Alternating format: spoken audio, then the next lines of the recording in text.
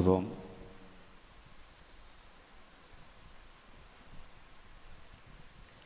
இந்த மாசத்தினுடைய முதல் செவ்வாய்க்கிழமை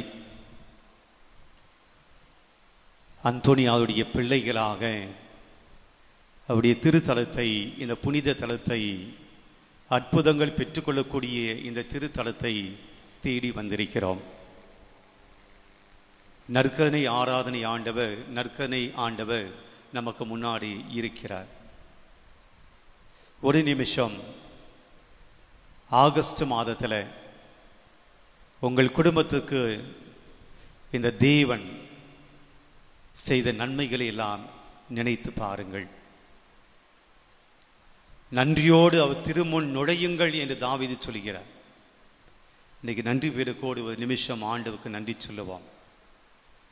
உங்க வாழ்க்கையில் நடந்த நன்மைகளை நினைத்து பாருங்கள். கடந்த மாதத்தில் எத்தனையோ அற்புதங்கள், அதிசயங்கள், நல்ல காரியங்கள், மகிழ்ச்சிக்குண்டான காரியங்கள் நம்முடைய குடும்பத்தில் நடந்திருக்கலாம். மனசார அதை நினைத்து ஆண்டவருக்கு நன்றி சொல்லுங்க. ஆண்டவரை உற்று பார்த்து, ஆண்டவரே, கடந்த மாதத்தில் என் குடும்பத்துக்கு இதை நீங்கள் செஞ்சீங்க, உங்கள் வழியாக இதை நாங்கள் பெற்றுக்கொண்டோம், எங்கள் குடும்பத்துக்கு இந்த நன்மை கொடுத்தீங்க, இந்த ஆசீர்வாதத்தை கொடுத்தீங்க, இந்த அற்புதத்தை செஞ்சீங்க, இந்த மகிழ்ச்சியை கொடுத்தீங்க, சந்தோஷத்தை கொடுத்தீங்க, மன நிம்மதியை கொடுத்தீங்க, நல்ல உறவுகள், நல்ல காரியங்கள் எங்களுடைய குடும்பத்தில் நடந்துச்சு, நாங்கள் எடுத்த காரியங்கள் நல்லபடியாக நடந்தது, நாங்கள் போன பயணங்கள் நல்லபடியாக அமைந்தது. எப்படி உங்கள் குடும்பத்தில் எத்தனையோ காரியங்கள் நடந்திருக்கலாம். பிரியமானவரே, இன்றைய நற்கருணை ஆராதனுடைய முதல் பகுதியாக ஆண்டவருக்கு நன்றி சொல்லுவது, நன்றி சொல்லுவோம். நம்முடைய சொந்த வார்த்தைகளால் மனதுக்குள்ளே இயேசுவுக்கு நன்றி சொல்லுவோம்.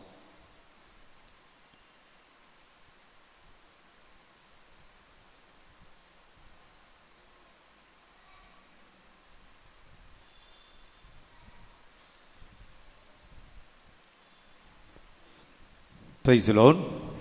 Praise the Lord. Praise the Lord.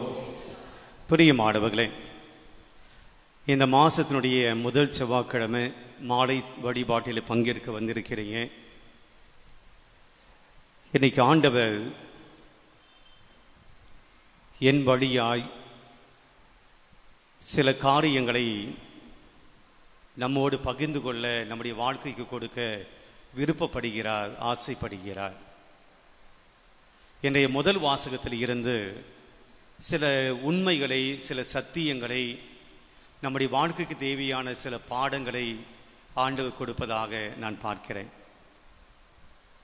பிரியமானவர்களே, எப்போதுமே நாம நம்முடைய குடும்பத்துடைய தேவைகளுக்காக மட்டுமே ஜெபிப்பதற்கு ஆராதனைக்கு வரக்கூடாது. ஆண்டவர் தரக்கூடிய வார்த்தைகளை நாம நமதாக்கி கொள்ள வர வேண்டும். இறைவன் தரக்கூடிய வார்த்தைகளை நம்ம கேட்கணும் அப்படின்னு வர வேண்டும். அது வாழ்வு தரக்கூடிய வார்த்தைகள். ஆண்டோடைய வார்த்தை வாழ்வு தரக்கூடிய வார்த்தைகள். ஆண்டோடைய வார்த்தை உயிருள்ள வார்த்தைகள். அந்த வார்த்தைகளை கேட்கிற போது, ஆண்டோடைய வார்த்தைகளை கேட்கிற போது அது நம்மை வாழ வைக்கும். அது நமக்கு ஒரு நம்பிக்கையை கொடுக்கும். வாழ முடியாத சமயத்தில் கூட என்னால் வாழ முடியும் என்கிற தைரியத்தை கொடுக்கும், எனக்கு ஒரு துணிச்சலை கொடுக்கும். அப்ப இறை வார்த்தை கேட்கக்கூடிய ஆவலோடு நாம் வர வேண்டும். நற்கருணை ஆராதனை என்றால் எப்போதுமே கைத்தட்டி பாடுவது, புகழுவது மட்டுமல்ல, எப்போதும் நம்முடைய தேவைகளுக்காக ஜெபிப்பது மட்டுமல்ல, தேவன் பேசுவதை நாம் கேட்க வேண்டும்.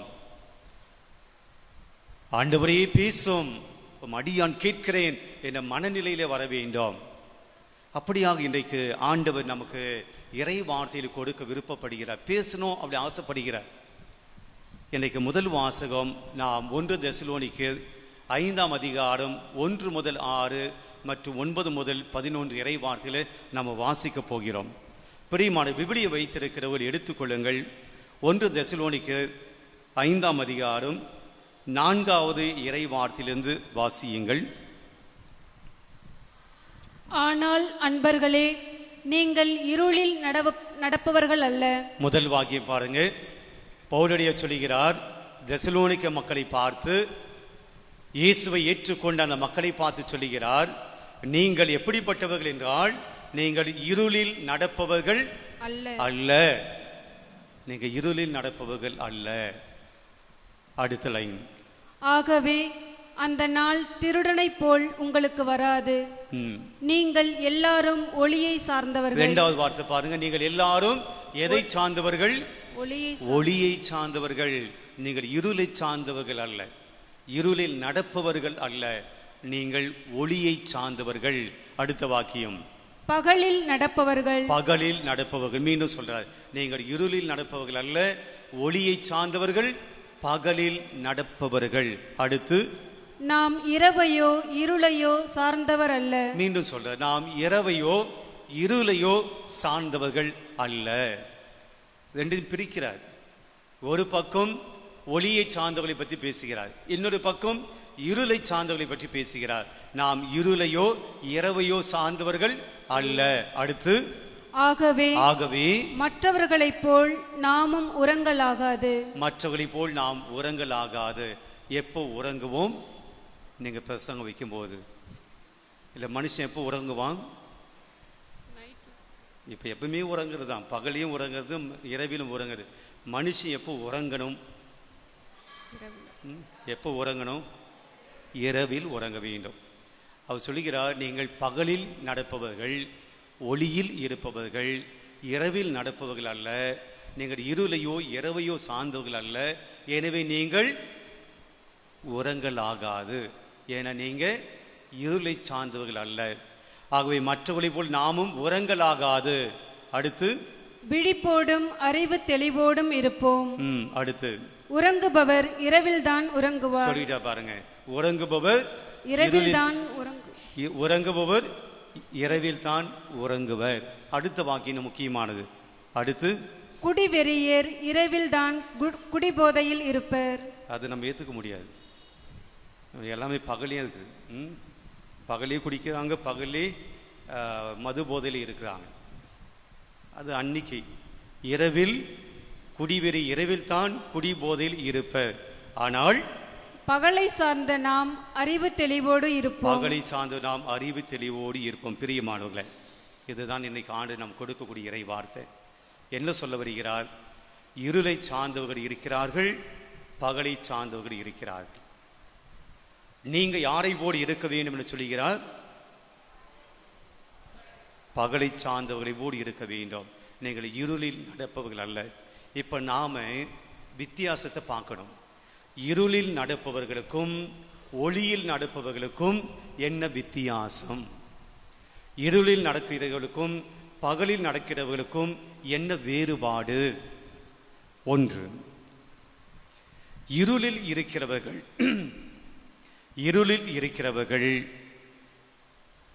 தாங்கள் யாரும் பார்க்காதபடி இருக்கிறார்கள். நைட்ல இருக்கவங்க யாரும் பார்க்க முடியாது. அதனால் தான் திருடன் எப்போ வருவானாம்? இரவில் வருவான். இரவில் வந்தால் யாரும் அவனை பார்க்க முடியாது, என்றால் அவன் இருப்பது தெரியாது. எனவே இருளில் நடப்பது என்பது என்ன? அவன் யாருக்கும் தென்படாமல் ஒளிந்திருப்பான். இரவோடு இரவாக, இருளோடு இருளாக இருப்பான். பகல்ல இருக்கிறவர்களை எல்லாரும் பார்க்க முடியும். இப்ப நான் உங்களை எல்லாரையும் பார்க்க முடியும். எல்லாரும் லைட்டும் அணைச்சிட்டோம்னா பார்க்க இயலாது. அப்போ இருளில் இருக்கிறவர்களை பார்க்க முடியாது, ஒளியில் இருக்கிறவர்கள் பார்க்க முடியும். இருளில் நடக்கிற போது, லைட் எதுவுமே இல்லாம இருளில் நடக்கிற போது நாம் தட்டு தடுமாறி கீழே விடுவோம். எங்க பள்ளம் இருக்கு, எங்க மேடி இருக்கு, எங்க முள்ளு இருக்கு என்று நமக்கு தெரியாது. அப்போ இருளில் நடக்கிற போது நாம் வேகமாக நடக்க இயலாது. சில சமயத்தில் நாம் கீழே விழுவதற்குண்டான வாய்ப்பு இருக்கிறது. பகலில் நடக்கிற போது நமக்கு அந்த பிரச்சனை இல்லை, எல்லாம் வெட்ட வெளிச்சமாக இருக்கிறது. இருளில் நடக்கிற போது நமக்கு பயம் ஏற்படும். இருளில் நடக்கிற போது பயம் இருக்கும். கிராமத்துல சொல்லுவாங்க, அந்த பக்கம் போகாத பேய் இருக்கு, அந்த பக்கம் போகாத இந்த ஆவி இருக்கு. நான் வண்டலூர் பக்கத்தில் இருக்கக்கூடிய கொலப்பாக்கம் எங்களை பங்கிட இருந்தேன் ரொம்ப வருஷத்துக்கு முன்னாடி 2002 அப்போ இப்போல்லாம் இருக்கு. அப்படி வண்டலூர்லேருந்து கேளம்பாக்கம் இருக்கு. இந்த ரோடு போல இப்போ கிடையாது. இந்த வண்டலூர் இருந்து அடுத்து கொலப்பாக்கம் ஒரு லைட் இருக்காது. அப்போ அந்த பங்கு மக்கள் என்கிட்ட சொன்னது, ஃபாதர் நீங்கள் எங்கே போனாலும் ஒரு 6 மணிக்குள்ளே வந்துடுங்க, ஏனென்றால் அங்கே அத்தனை ஆபத்துகள் இருக்கு. ஒன்று விலங்குகளால், அது எப்போதான் வரும், ஆனால் அங்கிருந்தான் உங்க நகை பறிப்பாங்க, அங்கிருந்தா பொருட்களை படிப்பாங்க, பணத்தை பிடுங்குவாங்க, அங்கே ஒளிஞ்சிக்கிட்டு இருந்து உங்களை தாக்குவாங்க. அதனால் நீங்கள் 6 மணிக்கு மேலே எங்கே போனாலும் உள்ளே வந்துடுங்க, 6க்குள்ளே வந்துடுங்க, இல்லைன்னா வராதிங்க, அடுத்த நாள் வாங்க. இதுதான் அந்த மக்கள் எனக்கு கொடுத்த ஃபர்ஸ்ட் இன்ஸ்ட்ரக்ஷன். இன்னைக்கெல்லாம் லைட்டெல்லாம் போட்டாங்க, இன்னைக்கு பிரச்சனை கிடையாது. பிரியமானவர்களே, என்ன சொல்ல வராங்க, இருளில் நடக்கிற போது நமக்கு ஆபத்து இருக்கிறது, அதே பகலில் போன நமக்கு ஆபத்து இல்லை. பிரியமானவர்களே, இருளில் இருப்பது அது வாழ்வு இல்லை, இருட்டுக்குள் வாழ்வு கிடையாது. நீங்க ஒரு செடியை வளர்க்குறீங்க, அது வெளிச்சம் படாமல் ஒளி படாமல் அப்படியே மூடி வச்சீங்கன்னா என்ன ஆகும்? அந்த செடி வருங்களா? அப்ப வாழ்க்கை, வாழ்வு, உயிர் வர வேண்டும் என்றால் அதுக்கு என்ன தேவை? நீங்களாம் எங்க இருக்கிறீங்க? ஒளியில் இருக்கிறீங்க, இருளில் இருக்கிறீங்களா? அப்ப சத்தம் வரணும். ஒளியின் மக்கள் சத்தம் கொடுக்கணும் இறை வார்த்தைக்கு. ஆக ஒரு செடியை இருட்டுக்குள்ள வைத்து வெளிச்சமே படாமல் ஒளி படாமல் சூரிய ஒளி படாமல் வச்சோம்னா அது என்ன ஆகும்? அது வளர்ச்சி அடையாது. அப்போ ஒளி என்பது வாழ்வை கொடுக்கிறது, ஒளி என்பது உயிரை கொடுக்கிறது, அது வளர்ச்சியை கொடுக்கிறது. இருள் வளர்ச்சி அல்ல, அது உயிரை எடுத்து விடுகிறது. பிரியமானவர்களே, விவிலியத்தினுடைய பார்வையிலே ஒளி என்பது கடவுள், ஒளி என்பது கடவுள், இருள் என்பது அழகை. ஆண்டவர் இயேசு சொல்லுகிறார், நானே உலகின் ஒளி, நானே உலகின் ஒளி, என்னை பின் செல்பவன் இருளில் நடவான். யாரெல்லாம் ஒளியில் இருக்கிறார்களோ, ஒளியின் தேவனை வழிபடுகிறார்களோ, ஒளியின் கடவுளை நம்புகிறார்களோ, அவர்கள் எங்க இருக்க மாட்டாங்களாம்? இருளில் இருக்க மாட்டார்கள். நீங்களே உலகிற்கு உப்பாயிருக்கிறீர்கள், நீங்களே உலகிற்கு ஒளியாயிருக்கிறீர்கள். நான் மட்டும் ஒளி கிடையாது, நீங்களும் ஒளியாயிருக்கிறீர்கள் ஆண்டவர் சொல்றார். பிரியமானவர்களே, 1 யோவான் 1ஆம் அதிகாரம் எடுத்துக்கொள்வோம். 1 யோவான் 1ஆம் அதிகாரம் 5வது வசனம்.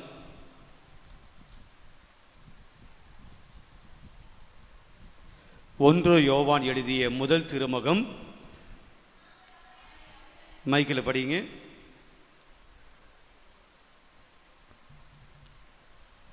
நாங்கள் அவரிடமிருந்து கேட்டறிந்து உங்களுக்கு அறிவிக்கும் செய்தி இதுவே, கடவுள் ஒளியாயிருக்கிறார். கடவுள் எப்படி இருக்காரா?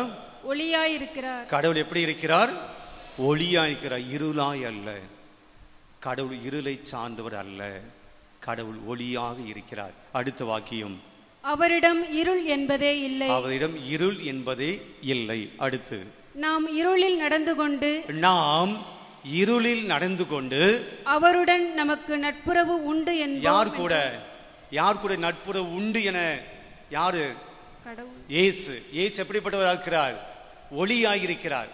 நான் இருளில் நடந்து கொண்டு ஒளியாயிருக்கக்கூடிய அந்த இயேசுவோடு எனக்கு நட்புறவு உண்டு.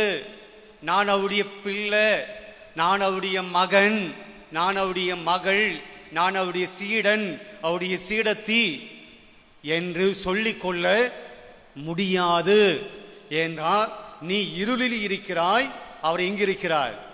அவர் ஒளியாய் இருக்கிறார். ரெண்டும் ஒருபோதும் ஒன்னா சேர முடியாது. இருள் இருக்கக்கூடிய இடத்துல ஒளிக்கு வேலை கிடையாது. எனவே சொல்லுகிறார், நாம் இருளில் நடந்து கொண்டு அவரு நமக்கு நட்புறவு உண்டு என்போம் என்றால் நாம் பொய்யராவோம். பொய் சொல்றோம். நாங்க கிறிஸ்தவங்க பொய் சொல்ற. நீ இருளில் நடந்து கொண்டு நான் உம்முடைய மகன் பொய் சொல்ற, நான் பாவம் செய்து கொண்டு இருளில் வாழ்கிற போது நான் உம்முடைய சீடன் பொய் சொல்ற. நான் சொல்ல இறை வார்த்தை சொல்லுகிறது, நீ பொய்யன் பொய்யராவோம், உண்மைக்கு ஏற்ப வாழாதவர் ஆவோம். வாழவில்லை, உண்மைக்கு ஏற்ற போல வாழவில்லை. அடுத்து மாறாக அவர் ஒளியில் இருப்பது போல் நாமும் ஒளியில் நடப்போம் என்றால் ஒருவரோடு ஒருவர் நட்புறவு கொண்டிருப்போம். எனக்கும் என் ஆண்டவருக்கும், எனக்கும் இயேசுக்கும் எனக்கு நட்புறவு உண்டு, எனக்கு உறவு உண்டு, எனக்கு தொடர்பு உண்டு. அடுத்த வாக்கியம், மேலும் அவர் மகனாகிய இயேசுவின் இரத்தம் எல்லா பாவத்தினின்றும் நம்மை தூய்மைப்படுத்தும். நாம் ஒளியில் நடக்கிற போது, நாம் அவருடைய உறவில் இருக்கிற போது எல்லா பாவங்களும் மன்னிக்கப்பட்டு நாம் எப்படிப்பட்டவர்களாக இருப்போமா? தூய்மையாய் இருப்போம். பிரியமானவர்களே, ஆண்டவர் இயேசு 12 பேருக்கு ராபோசனை நேரத்தில் அந்த பாஸ்கா விருந்து படைக்கிறார். 12 பேரும் சீடர்கள் உட்கார்ந்து கொண்டிருக்கிறார்கள். எல்லாருக்கும் அப்பத்தை எடுத்து இயேசு கொடுத்தார். எல்லாம் வாங்கி சாப்பிட்டாங்க. அப்பத்தை வாங்கியவுடனே ஒருவன் வெளியே போகிறான். யாரு? யூதாஸ் வெளியே போகிறான். அதுக்கு அடுத்து யோவான் அழகான ஒரு வார்த்தையை அங்க பயன்படுத்துவார். என்ன வார்த்தை? யூதாஸ் வெளியே சென்ற அந்த நேரத்தை அவர் குறிப்பிடுவார். அது என்ன சொல்லுவார்? அது இரவு நேரம். அது இரவு நேரம். இயேசு கொடுத்த அப்பத்தையும் உட்கொண்டான், இயேசு கொடுத்த ரசத்தில் தோய்த்து அவன் உண்டான். எல்லாம் கரெக்டாக நடந்துச்சு. ஆனால் அவன் வெளியே போனான். வெளியே போனும்போது அவனுக்குள் சாத்தான் நுழைந்தான். அது இரவு நேரம். பிரியமானவர்களே, இரவு என்பது பாவ வாழ்க்கை, ஒளி என்பது புண்ணிய வாழ்க்கை. நாம் இரவில் நடந்தோம் என்றால் ஒளியோடு இருக்கக்கூடிய கடவுளுக்கும் நமக்கு எந்த தொடர்பும் இல்லை. நாம் எப்படிப்பட்டவர்களாக இருக்க வேண்டும்? இன்னைக்கு தெசலோனிக்கே திருமுகத்தில் பவுல் சொல்கிறார், நீங்கள் இருளில் நடப்பவர்கள் அல்ல, இருளை தேடி போகக்கூடியவர்கள் அல்ல, பாவத்தை தேடி போகக்கூடியவர்கள் அல்ல, பாவத்தை பார்க்கக்கூடியவர்கள் அல்ல, பாவத்தை செய்பவர்கள் அல்ல, கெட்ட வார்த்தை பேசுபவர்கள் அல்ல, அடுத்தவர்களை பற்றி தேவையில்லாத காரியங்களை பேசுபவர்கள் அல்ல, பகைமை எண்ணத்தோடு வாழ்பவர்கள் அல்ல, பொறாமை எண்ணத்தோடு வாழ்பவர்கள் அல்ல, அடுத்தவர்களை பற்றி கெட்டது நினைக்கிறவர்கள் அல்ல, கெட்டது செய்பவர்கள் அல்ல.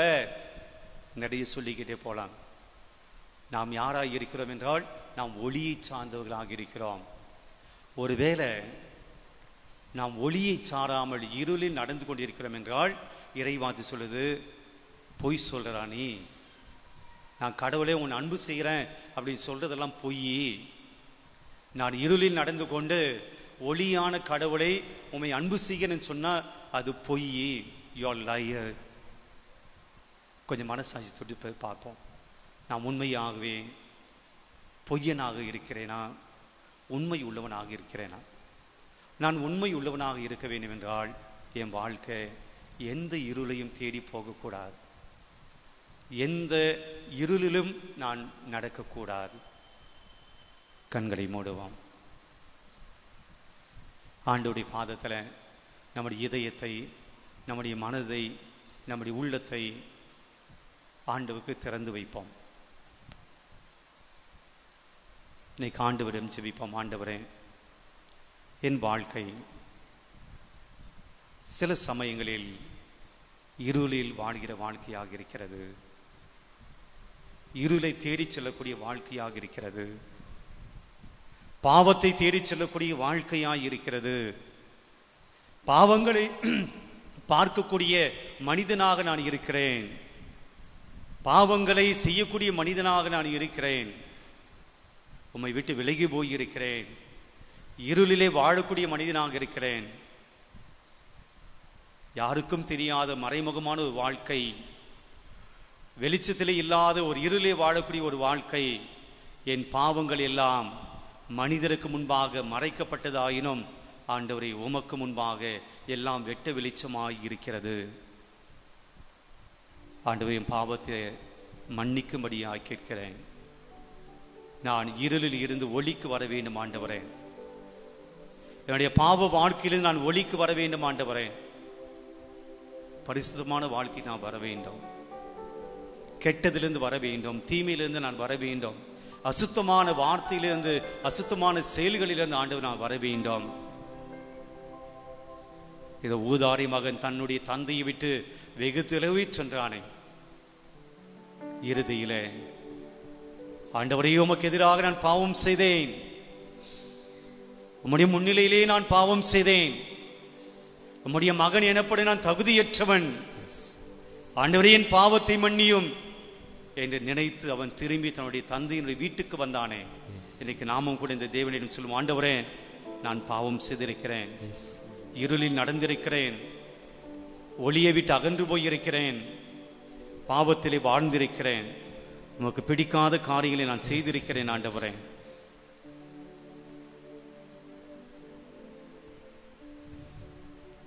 ஆண்டவருடைய மன்னிப்பை தேடுவோம். ஆண்டவரே எங்களை மன்னியும்,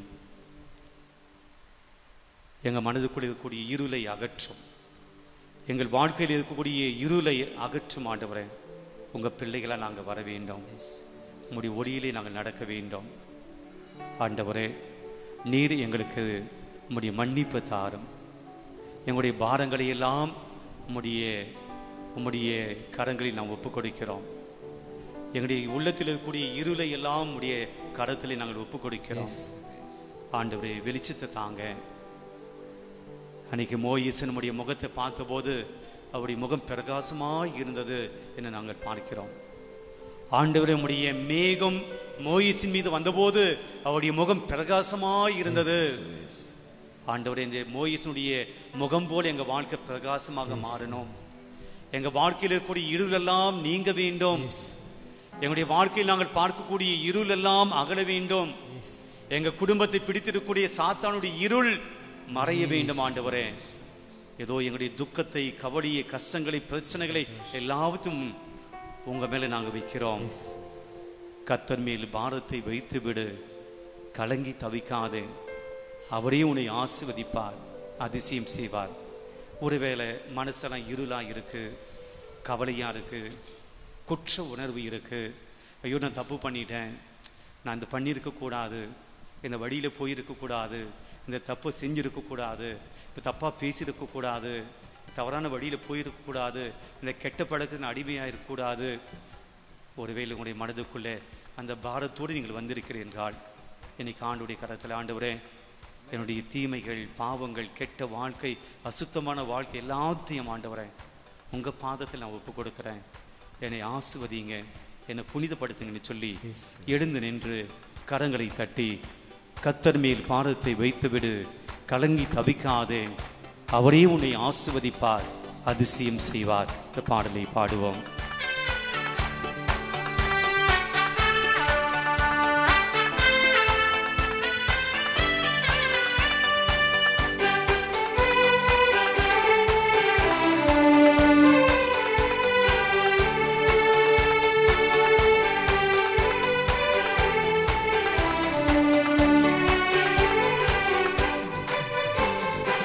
கர்த்தர் மேல் பாரத்தை வைத்து விடு, கலங்கி தவிக்காதே, அவரே உன்னை ஆதரிப்பார், அதிசயம் செய்வார். நம்பிக்கையோடு பாடுவோமே, நம்பிக்கையோடு பாடுவோம். கர்த்தர் மேல் பாரத்தை வைத்து விடு, கலங்கி தவிக்காதே, அவரே உன்னை ஆதரிப்பார், அதிசயம் செய்வார். நீதிமான் தள்ளாட விடமாட்டார், நித்தமும் காத்து நடத்திடுவார். ஆண்டவர் ஒருபோதும் நீதிமான்களை புறக்கணிப்பதில்லை. நாம் தவறி விடலாம், தவறு செய்யலாம், விழுந்து போகலாம், பாவம் செய்யலாம். ஆனால் ஆண்டவரை தேடி வருகிற போது, ஆண்டவரை நம்பி வருகிற போது, ஆண்டவரை நீரே என் துணை, நீரே என் கதி என ஆண்டவருடைய இரக்கத்தை, மன்னிப்பையை, அன்பை தேடி வருகிற போது ஆண்டவர் ஒருபோதும் உங்களை தள்ளிவிட மாட்டார். ஆண்டவர் ஒருபோதும் உங்களை புறக்கணிக்க மாட்டார். நொந்து போன உள்ளத்தை ஆண்டவர் ஒருபோதும் விலக்குவதில்லை. ஆண்டவரை தேடி வந்திருக்கிறோம். நீதிமானை தள்ளாட விட மாட்டார். பாடுவோம். நீதிமான் தள்ளாட விடமாட்டார், நித்தமும் காத்து நடத்திடுவார். நீதிமான் தள்ளாட விடமாட்டார், நித்தமும் காத்து நடத்திடுவார். கர்த்தர் மேல் பாரத்தை வைத்து விடு, கலங்கி தவிக்காதே, அவரே உன்னை ஆதரிப்பார், அதிசயம் செய்வார். இந்த பலிபீடத்தில் இருக்கக்கூடிய கடவுள் நம்மை காக்கிற தெய்வனாக இருக்கிறார், காத்து வந்த கடவுளாக இருக்கிறார். கடந்த மாதம் முழுவதுமாக அற்புதமாய் அதிசயமாய் தன்னுடைய உள்ளங்கையில வைத்து நம்மை வழிநடத்தி இருக்கிறார். நம்மை காக்கும் தேவனவர், நமது நிழலாய் இருக்கிறவர். பாடுவோம். நம்மை காக்கும் தேவனவர், நமது நிழலாய் இருக்கின்றவர்.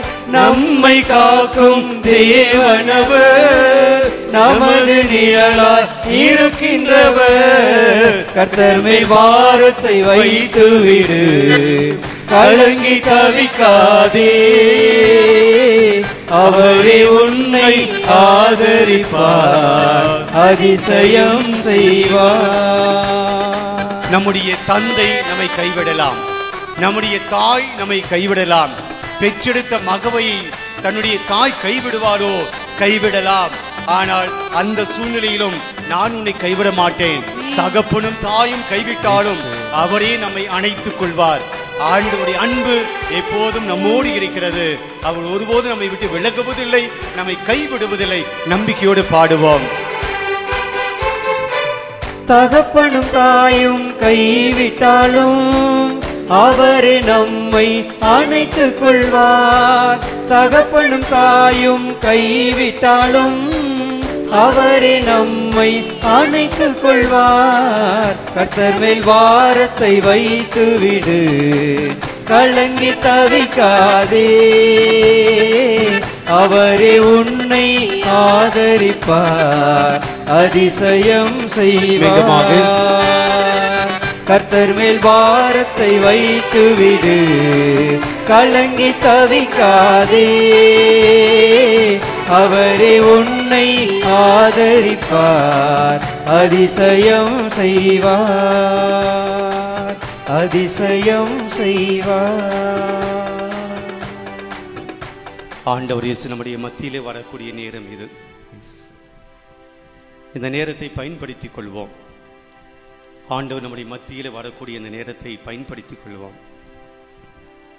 யாரெல்லாம் இப்போது நான் இருளில் இருக்கிறேன், பகலில் நடக்காமல் ஒளியில் நடக்காமல் என் வாழ்க்கை இருந்து போயிருக்கிறது, பாவத்தில் வாழ்ந்து கொண்டிருக்கிறேன், தவறுகளை செய்து கொண்டிருக்கிறேன், தேவையில்லாத பழக்க வழக்கில் நான் ஈடுபட்டு கொண்டிருக்கிறேன், தேவையில்லாத செயல்களிலெல்லாம் நான் ஈடுபட்டு கொண்டிருக்கிறேன், என்னுடைய மனசு என்னுடைய உள்ளம் என்னுடைய பாவத்தை குத்தி காட்டி கொண்டிருக்கிறது, இது தப்பு, இது தவறு, இது மாற்றிக்கொள் என்று என்னுடைய மனதுக்குள்ளே என்னுடைய பாவங்கள் வந்து கொண்டிருக்கின்றன.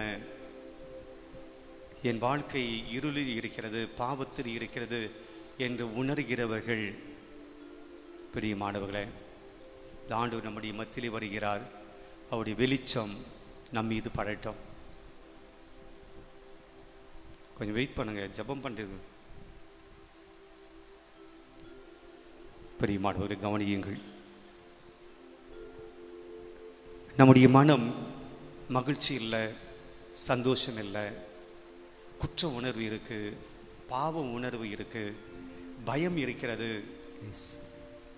நான் செஞ்ச தவறுகள்லாம் என் மனசுல இருக்கு, என் எண்ணத்துல ஓடுது, என்னுடைய வாழ்க்கை ஏதோ இருளில் இருப்பது போல் இருக்கிறது, நான் வேறு முகத்தை வைத்து வாழ்ந்து கொண்டிருக்கிறேன், எல்லாருக்கும் முன்னாடி நல்லவளா இருக்கிறேன், ஆனால் உண்மையிலே நான் நல்லவன் இல்லை, என் மனசு சொல்லுது.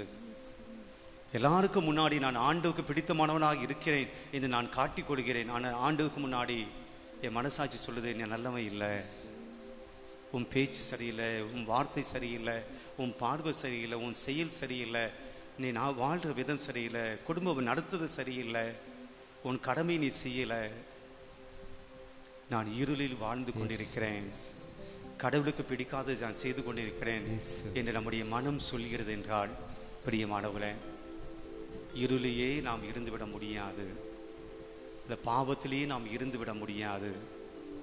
ஏனென்றால் இருளில் நடப்பவர்கள் ஆண்டவரோடு உறவு கொள்வதில்லை. இருளில் இருப்பவர்கள் ஆண்டவரோடு உறவில் இருப்பதில்லை. இருளில் இருக்கிறவர்கள் ஆண்டவருடைய ஆசீர்வாதத்தை பெறுவதில்லை. இன்னைக்கு ஆசீர்வாதம் வேண்டுமா? ஆண்டவர் சொல்கிறார், ஒளிக்கு வா, வெளிச்சத்துக்கு வா. ஆண்டவர் வரப்போகிறார். ஆண்டவருடைய கடத்தில் நம்மை ஒப்பு கொடுப்போம். பாவங்களுக்காக குற்ற உணர்வோடு இருக்க வேண்டும் அவசியமில்லை. எளிய மனதோடு இருப்போம். ஆண்டவர், இதுதான் நான், இதுதான் என் வாழ்க்கை, இதுதான் என்னுடைய உண்மையான முகம். நான் வெட்கப்படலை, ஆனால் நான் இதுபோடு இருப்பதற்காக நான் வருந்துகிறேன். என்னை மன்னியுங்க, என்னை தொடுங்க, என் வாழ்க்கையை மாற்றுங்க. அந்த பாவத்திலிருந்து நான் வெளியே வரணும், அந்த அசுத்தத்திலிருந்து நான் வெளியே வரணும், அந்த சாக்கடையிலிருந்து நான் வெளியே வர வேண்டும், அந்த நாற்றத்திலிருந்து நான் வெளியே வர வேண்டும். என் வாழ்க்கை இன்னைக்கு மாறணும். நான் மாற்றிப்பேன். எனக்கு சக்தியை தாங்க, எனக்கு பலம் தாங்க, எனக்கு வல்லமையை தாங்க அப்படின்னு சொல்லி ஆண்டவரை ஜெபிப்போம். ஆண்டவர் நம்முடைய மத்தியில் வருகிறார். நாம் முழந்தால் படியிட்டு ஆண்டவருடைய ஆசீர்வாதத்தை பெறுவோம்.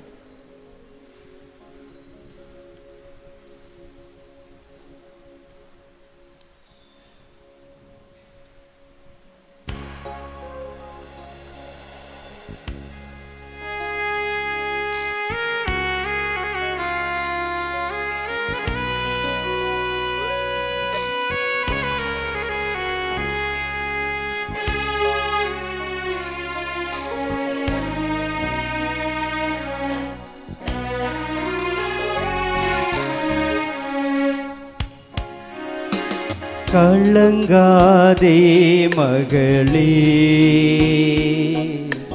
கலங்காதே மகனே, கலங்காதே மகனே, கலங்காதே மகளே.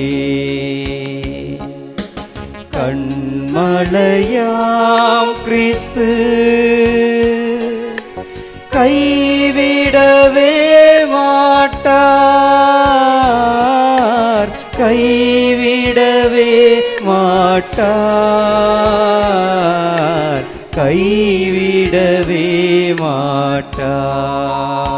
நம்பிக்கையோடு ஜெபிப்போம். கலங்காதே மகனே, கலங்காதே மகனே, கலங்காதே மகளே, மகளே கலங்காதே, கண்ணீர் விடாதே. ஆண்டவர் இயேசு, ஆண்டவர் இயேசு இதோ நம்முடைய மத்தியில் வருகிறார். நம்முடைய கலக்கம், கண்ணீர், கவலை, வேதனை, துன்பம், துயரம், ஏமாற்றம், அவமானம் எல்லாவற்றையும் துடைத்து புது வாழ்வை கொடுக்கக்கூடிய கடவுள், புது நம்பிக்கையை கொடுக்கக்கூடிய கடவுள், புதிய முன்னேற்றத்தை கொடுக்கக்கூடிய கடவுள், நம்பிக்கையை கொடுக்கக்கூடிய கடவுள் இது நம்முடைய மத்தியிலே வருகிறார். நம்பிக்கையோடு ஜெபிப்போம்.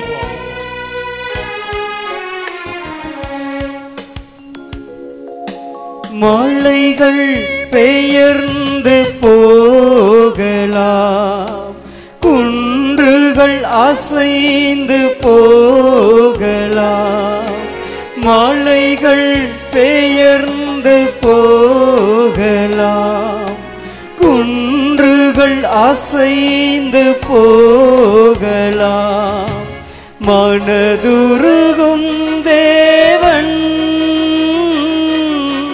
மாறிடவே மாட்டார், மாறிடவே மாட்டார், மாறிடவே மாட்டார். கலங்காதே மகனே, கலங்காதே மகளே. உங்களுடைய வாழ்க்கையில் நீங்கள் எல்லாம் இழந்து போய் இருக்கலாம். உங்களுடைய குடும்பம் உங்களை கைவிட்டு இருக்கலாம். உங்களுடைய பிள்ளைகள் உங்களை கைவிட்டு போயிருக்கலாம். உங்களுடைய பெற்றோர்கள் உங்களை கைவிட்டு போயிருக்கலாம். நீங்கள் நம்பியவர்கள் உங்களை கைவிட்டு போயிருக்கலாம். நீங்கள் சொந்தம் கொண்டாடியது உங்களை விட்டு விலகி போயிருக்கலாம். நீங்கள் வெறுமையாய் இருக்கலாம், ஒன்றும் இல்லாமல் இருக்கலாம், நிர்கதியாய் இருக்கலாம், நிராகரிக்கப்பட்டவர்களாய் இருக்கலாம். ஆனால் ஆண்டவர் சொல்கிறார், நீ ஒருபோதும் கலங்காதே, நீ ஒருபோதும் திகையாதே. நான் உன் தேவன், கலங்காதே, நான் உன் கடவுள், கலங்காதே, நான் உன்னோடு இருக்கிறேன் சொன்ன கடவுள் நம்முடைய மத்தியிலே இருக்கிறார். நம்மை பார்க்கக்கூடிய, நம்மை தேற்றக்கூடிய ஆண்டவர் நம்மோடு இருக்கிறார். ஆண்டவருடைய கரத்திலே நம்முடைய துன்பத்தை ஒப்புக் கொடுப்போம், நம்முடைய அழுகையை ஒப்புக் கொடுப்போம், நம்முடைய வேதனையை ஒப்புக் கொடுப்போம், நம்முடைய கண்ணீரை ஒப்புக் கொடுப்போம். அவர் நம்மை பார்த்துக் கொள்வார்.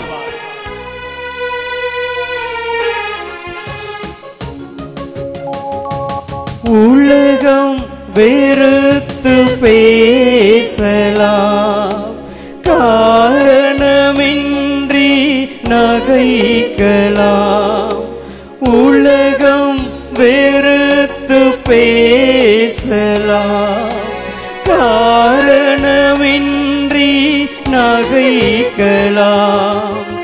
உன்னை படைத்தவரோ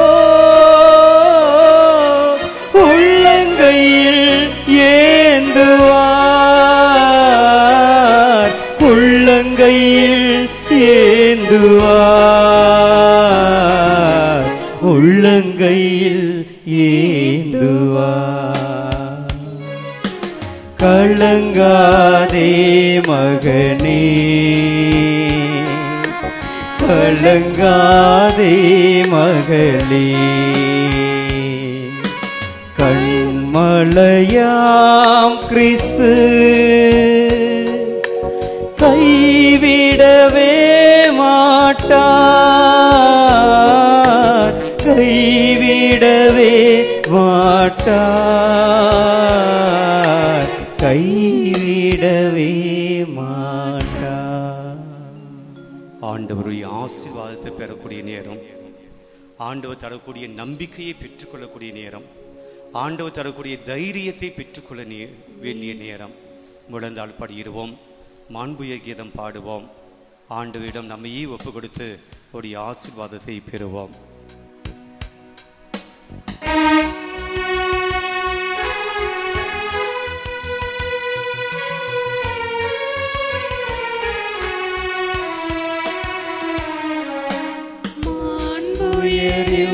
அருள் சாதனத்தை தாழ்ந்து பணிந்து ஆராதிப்போம். பழைய நியம முறைகள் அனைத்தும் இனி மறைந்து முடிவு பெறுக. புதிய நியம முறைகள் வருக. புலன்களாலே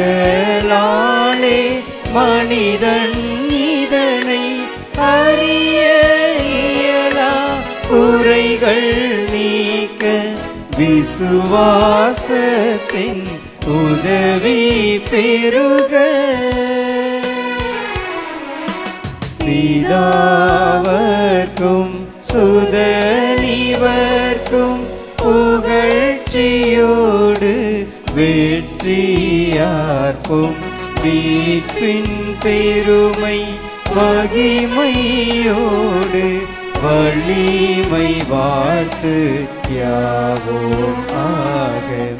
இருவரிடமாய் வருகின்றவராம் தூய ஆவி ஆனவர்க்கும் அளவில்லாத சம புகழ்ச்சி என்றுமே உண்டாகுக.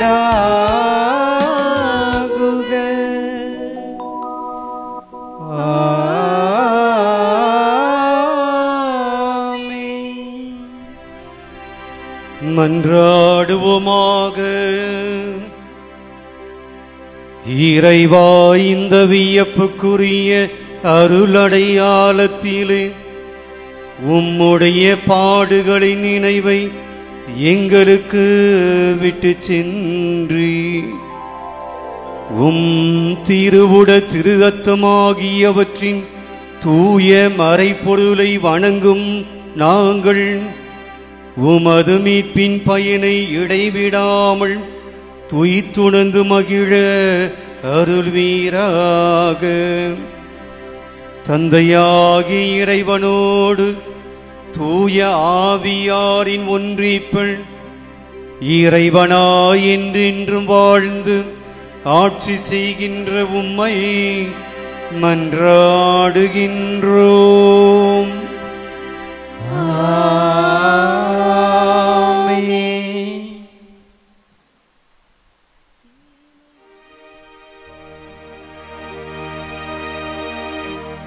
தீமை உன்னை அணுகாது,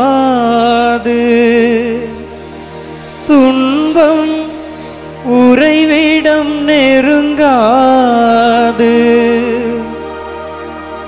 செல்லும் இடமெல்லாம்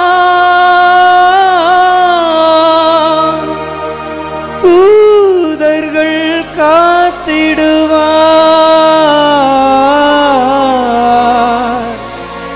தூதர்கள் காத்திடுவார்,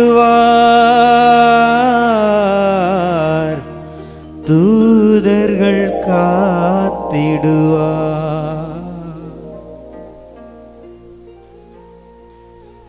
நன்றி ஆண்டவரே, உம்முடைய ஆசீர்வாதங்களுக்காய் நன்றி சொல்கிறோம். நிறைமை ஆசீர்வதித்தமைக்காய் நன்றி சொல்கிறோம். உம்முடைய கிருபைக்காய் நன்றி சொல்கிறோம் ஆண்டவரே.